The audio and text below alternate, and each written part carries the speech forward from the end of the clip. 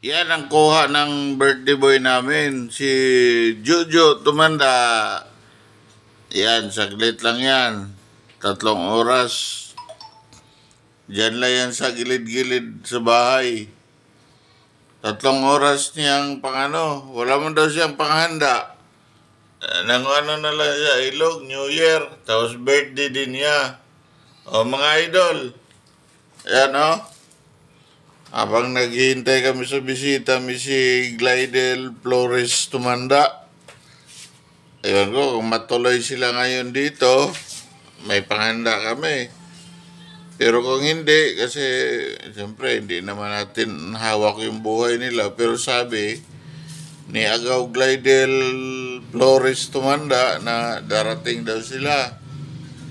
Ito, kuha. Ito kapatid ko, kay gwapong-gwapo yan. Masipag. Tapos, kung sino yung magpapahilot, libre hilot. Pagkatapos hilot, bayad 500 minimum. Magaling yan.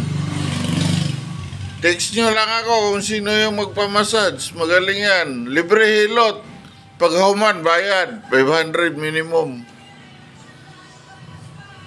Yan o, yan yung kuha niya. May 2 dalag, 26 piraso daw yung bangos, may mga tilapia din. Parang gifts din to ng Panginoon sa kanya dahil birthday niya sa araw na to. Kasi yung trabaho kasi, alam mo naman pag contraction, pagkatapos ng trabaho niya, pumunta lang dito sa bahay. Mga idol, ayan, yan yung kuha ng huli ng kapatid ko ngayon. Bangos. Yan, ihahawi namin. Yan, konti lang yan. Magka nga, pag ano ko nga... Basta masipag lang talaga dito. Makakakuha din. Isiglipan. Yan o. Buhay pa nga yung iba o. Napagod na ako ka, ano, tinitignan ko na lang yung mga bangus nga bilipan. Okay. Sabi pa ng kapatid ko, napagod daw siya. Noon kayo naghaling na meter eh. Wa mabalay, napagod. Magsog ba may gamay? Para, kuhan ba? Basta mo na gift sa Ginoo niya karon siyang birthday. Nagsipag man siya, kuhan. Parang na ano sa ano talaga. Kaya hang birthday kayo, wa man dyan siya po ikuan. Talunan na sila, ano nanonood na. Wa man siya inahot. Yan, bangus. No, buhay pa nga yung tilapia na yan, no? Yung mga idol, ay, ihawin ko rin muna to dito. Napagod na daw siya. Wa pa gani masugba, napagod na. Sige, magandang hapon sa inyo lahat, no? Happy New Year.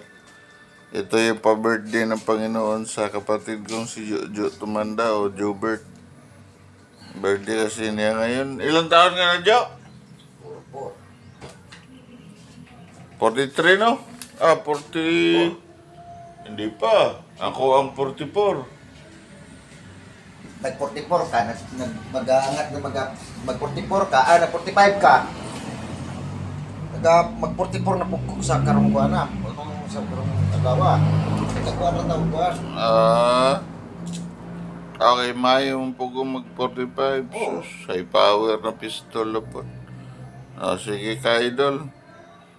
Dere yan sa ayan. Iyang anak. Iyan ang trinihon to kay iyan ang tublihan. Bitaw ko medyar na. Pero iyan ang kuha. Bitaw karon sa iyang birthday. Lagi daw kay kwarta niya ni balay. Nangingisda lagi. Ano yung mga ka-idol. Sige, may hapon. Palo na lang mo sa mga tumanda, mga tabudlong, ilaw, ang titiko. Tanan des kabutian, duran, istinsya, distampakan, tabudlong. Mga tabudlong distampakan, og salite, mga agaw. Mga tumanda na bunturan, Bukidnon, Davao Panaka relocation, Kalaisan. Yan ang mga tumanda sa Kalaisan, mugbo, palahubog lagi. Aliwat po na ako. Mamaraan ng tricycle. Ito ako, medyo mga agaw, no? Kamu na sa Kalaisan, no? Kaya po sa makilala, sila Nomer, sa Kisante. Mga agaw na ako di sa Kisante. Asi ko, yuyo big day. Kana na diya sa Buenos Aires na mamasada og tricycle. Basta walay laing hiyong-hiyong diya sa pakyat o Chocolate Hill Bohol. Iubik na nga kawan, tumanda. Igagaw na ni first kasi ni Papa. Bali pag umangko na lang po niya na. O tanang mga tumanda o katong mga former general, no? Sila si Uyo, sila si Kuya Chris. Yung mga, yung sa Navy din. Rodilo. Shout out din kay Gracial. Yung mga bagong graduate sa PMA. Wapapon magkita na nga tumanda, anak ni Kuya Chris. Sige, salamat mga idol.